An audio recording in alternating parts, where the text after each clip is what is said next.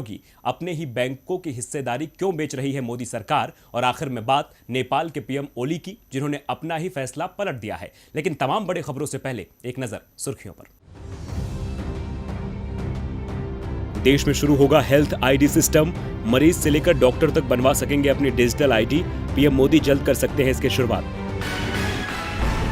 Railway ने बनाया नया रिकॉर्ड, एक महीने में बने सबसे ज्यादा Linke Hofmann Busch coach. Rail coach factory ने जुलाई महीने में 151 एलएचबी कोच का किया निर्माण।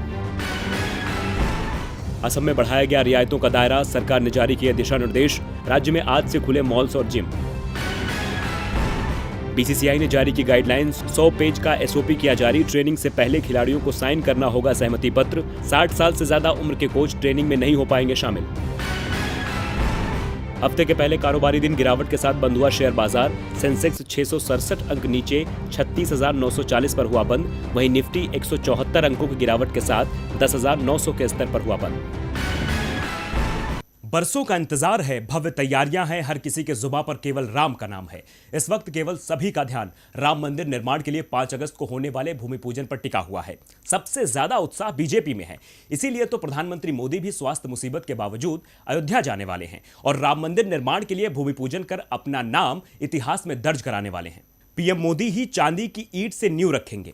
इस कार्यक्रम में शामिल होने के लिए तमाम दिग्गजों को न्योता दिया जा रहा है, लेकिन उन्हें ही नहीं बुलाया जा रहा है जिन्होंने रथ यात्रा निकालकर बीजेपी के जीत के रथ को 2 सांसदों से 303 तक पहुंचाया है। बीजेपी के वरिष्ठ नेता लाल कृष्ण आडवाणी और मुरली मनोहर जोशी को न्योता नहीं दिया गया है। सरकार ने इसके पीछे वर्तमान स्वास्थ्य मुसीबत को मुख्य वजह बताया है। लेकिन क्या सिर्फ यही वजह है कि आडवाणी और जोशी को इस कार्यक्रम से दूर रखा जा रहा है? शायद नहीं, क्योंकि आडवाणी और जोशी ही केवल 60 साल के पार नहीं है, बल्कि कार्यक्रम में शामिल होने वाले कई नेताओं की उम्र 60 साल से ज्यादा हो चुकी है। यहां तक कि खुद पीएम मोदी इस उम्र की सीमा को पार कर चुके हैं। बावजूद इसके वो कार्यक्रम में शरीक हो रहे हैं। हैरत की बात तो यह है कि पीएम मोदी ने महामारी की वजह से महत्वपूर्ण कार्यक्रमों में जाना छोड़ दिया। यहां तक कि वीडियो कॉन्फ्रेंसिंग के जरिए यूएन की मीटिंग में शामिल हुए थे। अब आपको बताते हैं कि प्रधानमंत्री मोदी ने किन किन कार्यक्रमों से पिछले दिनों दूरी बनाई है। पीएम मोदी ने मॉरिशस के सुप्रीम कोर्ट के नए भवन का उद्घाटन किया। भारत यूरोपीय संघ यानी कि ईयू शिखर सम्मेलन में भाग लिया। महामारी पर कैबिनेट बैठक में वीडियो कॉन्फ्रेंसिंग के जरिए शामिल हुए। पीएम मोदी ने कोलकाता में आईसीएमआर की हाईटेक लैब का उद्घाटन भी किया। पीएम मोदी ने वीडियो कॉन्फ्रेंसिंग के जरिए वाटर सप्लाई प्रोजेक्ट का भी उद्घाटन किया। इन तमाम कार्यक्रमों में पीएम मोदी वीडियो कॉन्फ्रेंसिंग के जरिए शामिल हुए।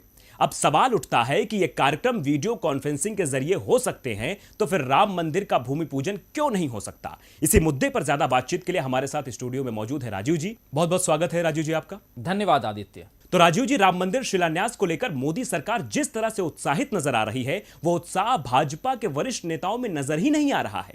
उमा भारती ने खुद को इस कार्यक्रम से दूर कर लिया है, जबकि कई वरिष्ठ नेताओं को आमंत्रित तक नहीं किया गया है। लेकिन उम्रदराज पीएम मोदी इस कार्यक्रम की शोभा बढ़ाने जरूर जा रहे हैं। क्या कहेंगे आप इस पूरे घटनाक्रम पर? देखिए आदित्य, स्वास्थ्य मुसीबत के इस दौर में हमेशा यही सलाह दी गई है कि घर से अनावश्यक न निकलें, एक जगह पर ज्यादा लोग इकट्ठा न हों और जहां तक संभव हो अपनी मीटिंग्स, काम, पढ़ाई सब वर्चुअली करें। जनता ने भी इस सलाह का पालन करने की भरपूर कोशिश की। शादी ब्याह जैसे पारिवारिक कार्यक्रमों में भी गिने चुने लोग इकट्ठा होते हैं और बाकी मेल मिलाप भी लगभग बंद है। लेकिन आश्चर्य इस बात का है आदित्य कि सरकार अपनी ही सलाह पर अमल नहीं कर रही है। यह सवाल बार बार उठा कि इस वक्त भूमि पूजन करने की हड़बड़ी क्या थी और क्या यह काम बिना तामझाम के और प्रधानमंत्री की मौजूदगी के बिना नहीं हो सकता था। लेकिन भाजपा ने इसका जवाब देने में कोई दिलचस्पी नहीं दिखाई। दरअसल भूमि पूजन तो बहाना है, उसके बहाने मोदी जी की इमेज चमकाना है। चांदी की ईंट से नींव का पत्थर वे रखेंगे तो इतिहास में उनका नाम इसीलिए भी दर्ज होगा कि इस मंदिर की नींव का पहला पत्थर श्रीमान नरेंद्र मोदी ने रखा था। इतिहास में नाम दर्ज करवाने के इस मोह से शायद मोदी जी बच नहीं पाए, इसीलिए स्वास्थ्य मुसीबत में अपनी उम्र का ख्याल न रखते हुए वो इस कार्यक्रम में शामिल हो रहे हैं, जिसमें कम से कम 200 लोग और रहेंगे। वैसे उमा भारती जैसे लोगों ने तो निमंत्रण के बावजूद अयोध्या आने से इनकार कर दिया है। उनके लिए सेहत का बचाव अधिक जरूरी है और राम मंदिर के लिए आंदोलन करने वाले कई दिग्गजों को उम्र का हवाला देते हुए पहले ही किनारे कर दिया गया है। पहले राजनीति में उन्हें हाशिए पर रखा गया और अब भूमि पूजन के वक्त भी। अवसरवाद की राजनीति इसी का नाम है आदित्य, और इसी के दर्शन अब अयोध्या में भी होंगे। राजू जी, आपका बहुत बहुत धन्यवाद। तो सभी को इंतजार है 5 अगस्त का और देखना है कि इस महामारी के दौर में अयोध्या में और कितनी भव्यता के साथ यह कार्यक्रम संपन्न कराया जाएगा और पीएम मोदी सहित कितने उम्रदराज लोग उपस्थित होते हैं। वैसे एक सियासी जोड़-तोड़ का खेल तो इस वक्त राजस्थान में भी चल रहा है, जहां अशोक गहलोत और सचिन पायलट के बीच सियासी घमासान मचा है। इस तकरार से गहलोत सरकार संकट में आ गई है, लेकिन अशोक गहलोत इस मुसीबत से बचने का तरीका जानते हैं, इसलिए उन्होंने ऐसा फैसला लिया है जिससे जनता को अपने करीब लाया जा सकता है। क्या है अशोक गहलोत का प्लान, आइए जानते हैं। दरअसल गहलोत सरकार ने राजस्थान न्यायिक सेवा में भाग लेने वाले अति पिछड़ा वर्ग यानी कि एमबीसी के अभ्यर्थियों को लेकर एक बड़ा फैसला किया है। उन्होंने अति पिछड़ा वर्ग के अभ्यर्थियों के लिए राजस्थान न्यायिक सेवा में कोटा को 1% से बढ़ाकर 5% करने के लिए राजस्थान न्यायिक सेवा नियम 2010 में संशोधन को कैबिनेट के जरिए मंजूरी दे दी है, जिसके बाद राजस्थान में गुर्जर, बंजारा, गड़रिया कई अति पिछड़ा वर्ग के अभ्यर्थी लाभ उठा सकेंगे। सीएम अशोक गहलोत अब जनता को लुभाने में जुटे हैं। वो इस बात से अच्छे तरीके से वाकिफ हैं कि राजनीतिक लड़ाई में केवल साथ जनता ही देती है, इसलिए उन्होंने कहा अति पिछड़ा वर्ग के अभ्यर्थी लंबे समय से संशोधन की इच्छा जाहिर कर रहे थे। अति पिछड़ा वर्ग के अभ्यर्थियों को इस संशोधन के जरिए राजस्थान न्यायिक सेवा में 1% के स्थान पर 5% आरक्षण दिया जाना प्रस्तावित है। सीएम अशोक गहलोत ने यह फैसला लेकर सीधा अति पिछड़ा वर्ग को साधने की कोशिश की है। अगर इस गुट का साथ मिल जाए तो पायलट भी अपने तेवर बुलंद नहीं कर पाएंगे और बीजेपी को मुंह की खानी पड़ेगी। अब देखना होगा कि गहलोत आरक्षण से राजस्थान करंट जीत पाते हैं या नहीं। वैसे तो अब अगले साल पश्चिम बंगाल विधानसभा के लिए चुनाव होने हैं। इससे पहले दल बदल का खेल शुरू होने लगा है, जिसमें बीजेपी बुरी तरह से मात खा सकती है। जी हां, ममता बनर्जी की पार्टी ने बीजेपी की राह पर चलकर उनके खिलाफ रणनीति तैयार कर ली है, जिससे बीजेपी की राजनीतिक जमीन हिल सकती है। तो अब आपको बताते हैं कि कितने नेता बीजेपी का कमल छोड़ सकते हैं। बीजेपी के 21 नेता टीएमसी में शामिल हो सकते हैं। इनमें 4 सांसद, 1 विधायक और 16 पार्षद शामिल हैं। इनमें से अधिकतर टीएमसी से बीजेपी में शामिल हुए थे। अब ये घर वापसी की योजना बना रहे हैं। एक बीजेपी सांसद जो 2 बार सांसद रह चुके हैं, वे पश्चिम बंगाल से बताए जा रहे हैं। वो भी पिछले 3 महीनों से दिल्ली में टीएमसी नेताओं के संपर्क में बने हुए हैं। बीजेपी नेता टीएमसी में शामिल होने की इच्छा जता चुके हैं। अब आपके मन में यह सवाल उठ रहा होगा कि आखिर ये नेता बीजेपी क्यों छोड़ना चाहते हैं? क्या वजह है कि इनका बीजेपी से मोह भंग हो चुका है? तो अब आपको बताते हैं वो वजह जिसके कारण नेताओं ने मन बदल लिया है। बीजेपी नेताओं की टीएमसी में शामिल होने की वजह मुकुल रॉय और पश्चिम बंगाल बीजेपी के अध्यक्ष दिलीप घोष के बीच तनातनी है। दरअसल इसी साल दिलीप घोष को पार्टी ने दोबारा अध्यक्ष बनाया, जिससे टीएमसी से बीजेपी में आए मुकुल रॉय और उनके समर्थक नाराज थे। उनके बीजेपी छोड़ने की भी चर्चा थी, इसीलिए कहा जा रहा है कि वो बीजेपी को छोड़कर फिर से टीएमसी में शामिल हो सकते हैं। तो अगर चुनाव से पहले ये बीजेपी के इतने नेता टीएमसी में शामिल हो जाते हैं तो बीजेपी की परेशानी बढ़ना लाजमी है। यहां तक कि ममता के गढ़ में धाक जमाने का मौका भी बीजेपी के हाथों से निकल जाएगा। यानी साफ है कि ममता के सामने मोदी का दहाड़ना बेकार हो जाएगा। तो पश्चिम बंगाल में चुनाव से पहले बीजेपी का हाल बेहाल होने वाला है। वो कहते हैं ना कि जैसी करनी वैसी भरनी। अब जब बीजेपी दूसरों की पार्टी तोड़ती है तो जाहिर है कि कभी ना कभी तो खुद भी बिखरेगी। लेकिन अगर बीजेपी इसी तरह कांग्रेस पर नजर डाले तो पार्टी एकजुट होती नजर आ रही है। सोनिया गांधी की सलाह से कांग्रेस में सुलह हो गई है। जो नेता तजुर्बे पर सवाल उठा रहे थे वो अब तारीफों के पुल बांध रहे हैं। दरअसल पूर्व की मनमोहन सरकार पर सवाल उठाने वाले राजीव सातो ने अपने बयान पर यू टर्न ले लिया है। उन्होंने यूपीए 2 की तारीफ की है। उन्होंने कहा कि कांग्रेस नीति यूपीए 2 एक अच्छी सरकार थी। यूपीए 2 की सफलता तब और प्रबल हो जाती है जब हम इसकी तुलना मोदी सरकार से करते हैं। हमें सोनिया जी, मनमोहन सिंह जी और राहुल जी के नेतृत्व में साथ मिलकर खड़े होने की जरूरत है। कांग्रेस नेता सातो ने कहा, पार्टी में आत्मनिरीक्षण की बहस में पूर्व प्रधानमंत्री मनमोहन सिंह का नाम खींचने की दुर्भावनापूर्ण कोशिशें निंदनीय है। हमारी पार्टी एकजुट है, कहीं कोई कमी नहीं है। यहां आपके लिए यह जानना बेहद जरूरी है कि आखिर यह बदलाव आया कैसे यह परिवर्तन की बयार बहती चली गई। दरअसल सातो ने पार्टी के राज्यसभा सदस्यों की बैठक में यूपीए सरकार के दौरान पार्टी के शासनकाल पर आत्मनिरीक्षण करने की बात कही थी, जिसके बाद वो वरिष्ठ नेताओं के निशाने पर आ गए थे। इस मीटिंग में ही सोनिया गांधी ने एकजुटता का संदेश दिया था। यहां आपको बता दें कि कांग्रेस में जब जब बगावती सुर उठे हैं तब सोनिया ने ही अपने अंदाज में सुरों को शांत करवाया है। अब राजीव सातो ने तो अपना रुख बदल लिया है, जिससे बीजेपी को पार्टी पर सवाल उठाने का मौका नहीं मिलेगा।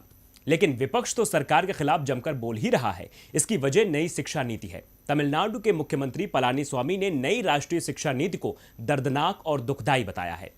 उन्होंने कहा कि तमिलनाडु में 3 भाषा का फॉर्मूला लागू नहीं होने देंगे। मुख्यमंत्री ने नई शिक्षा नीति को अपने राज्य में लागू नहीं करने का ऐलान किया है। उन्होंने पीएम मोदी से इस पर दोबारा विचार करने की अपील की है। साथ ही कहा है कि इसे राज्यों को अपनी नीतियों के अनुसार लागू करने की अनुमति दी जाए। हालांकि नई शिक्षा नीति में 3 भाषा के फॉर्मूले के अनुसार यह राज्यों पर निर्भर करेगा कि भाषा क्या होगी, लेकिन तमिलनाडु में राजनीतिक दल इसे हिंदी को थोपने के केंद्र द्वारा किए जा रहे प्रयास के रूप में देख रहे हैं। यहां आपके लिए यह जानना बेहद जरूरी है कि न सिर्फ मुख्यमंत्री पलानीस्वामी ने नई शिक्षा नीति का विरोध किया है, बल्कि कांग्रेस समेत द्रमुक अध्यक्ष एमके स्टालिन भी सवाल उठा चुके हैं।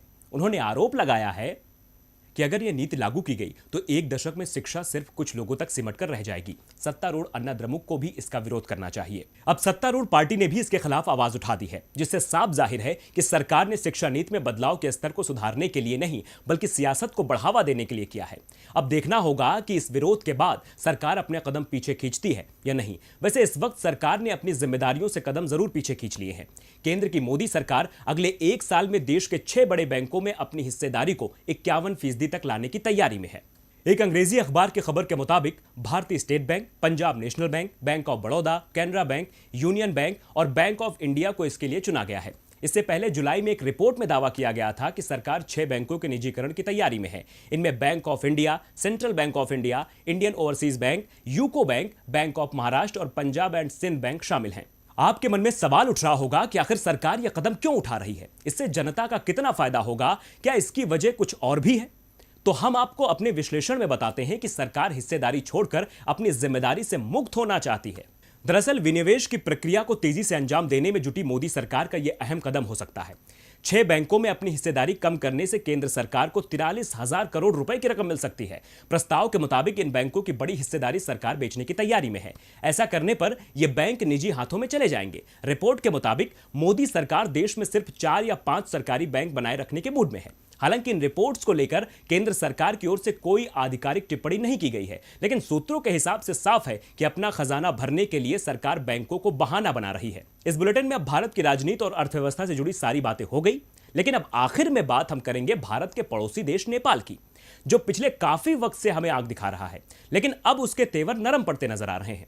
दरअसल पिछले महीने बैन किए गए भारतीय न्यूज चैनलों को नेपाल में फिर से शुरू करने की मंजूरी दे दी गई है। इस पूरे मामले पर नेपाल में डिश होम के मैनेजिंग डायरेक्टर सुदीप आचार्य ने बताया कि हाल ही में बैन किए गए सभी भारतीय न्यूज चैनलों को फिर से दिखाए जाने की अनुमति मिल गई है। नेपाल शुरुआत से ही हमारा करीबी रहा है, लेकिन मोदी सरकार के सत्ता में आते ही नेपाल दूर होता जा रहा है। नेपाल ने 9 जुलाई को दूरदर्शन को छोड़कर सभी भारतीय न्यूज चैनलों पर प्रतिबंध लगा दिया था। नेपाल ने भारत पर आरोप लगाते हुए कहा था कि भारतीय न्यूज चैनल नेपाल के प्रधानमंत्री केपी शर्मा ओली और नेपाल में चीनी राजदूत को बदनाम करने की कोशिश कर रहे हैं। न्यूज एजेंसी ने बताया था कि इसी के मद्देनजर मल्टी सिस्टम ऑपरेटर ने नेपाल में भारतीय न्यूज चैनलों को ब्रॉडकास्ट न करने का फैसला किया था। हालांकि केपी शर्मा ओली के इस फैसले के बाद बिहार नेपाल सीमा के आसपास के सीमांचल इलाकों में लोगों में काफी गुस्सा देखा गया था, लेकिन अब केपी शर्मा ओली ने अपने ही फैसले को पलटते हुए एक बार फिर भारत के साथ रिश्तों को बेहतर बनाने की कोशिश की है। तो इस बुलेटिन में आज के लिए इतना ही। आपको बुलेटिन